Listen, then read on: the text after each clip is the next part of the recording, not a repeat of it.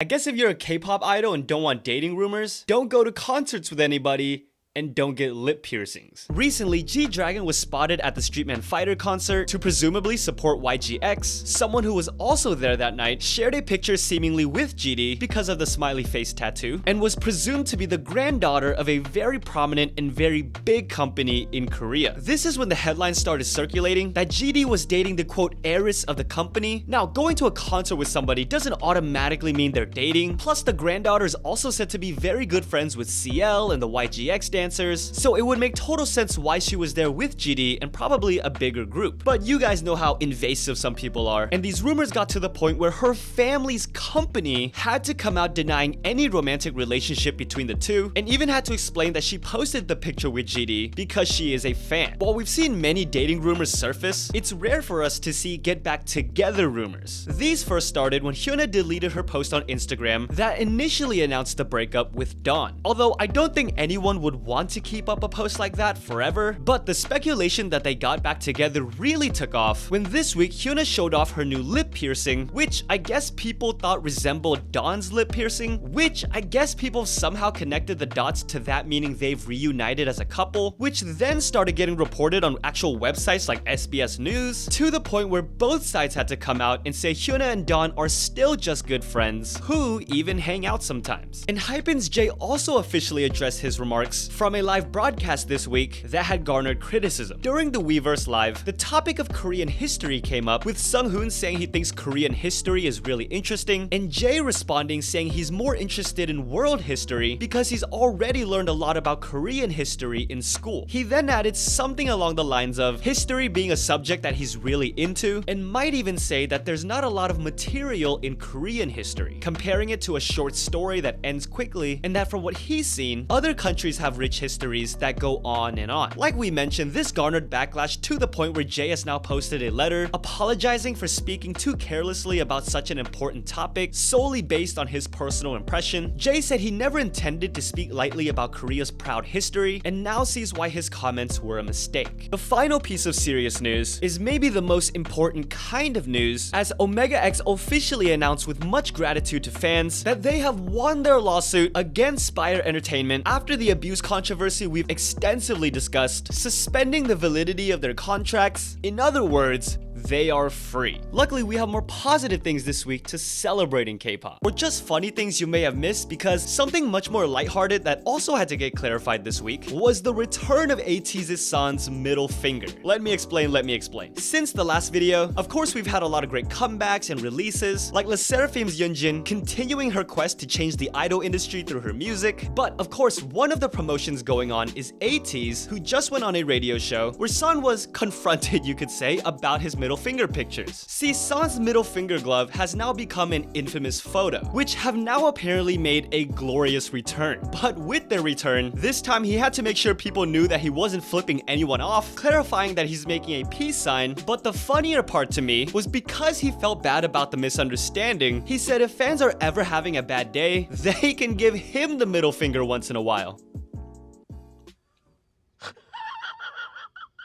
However, San's middle finger wasn't the ATEEZ related thing that had to be removed from a video this week. NCT 127 have been releasing a video series called To Us that shows the members reminiscing and appreciating their history with each other. During the video, among the frames, fans noticed a picture of a kid on the shelf that turned out to be ATEEZ's YEOSANG. Now, this is when people were asking, wait, is there a connection between YEOSANG, NCT, and SM Entertainment that we didn't know about? Well, the predominant theory at the moment is that this was a mistake because 1, it seems like the photo has now been removed from the video, and 2, some people found that the person who printed out these photos might have typed in Taeyong baby pictures or something similar, because apparently for some people, YEOSANG's baby picture is one that also pops up. Now, it being mistakenly put up there with the other pictures makes this moment even funnier, because Taeyong looks at that picture and very nonchalantly probably could not figure out who in NCT this kid is.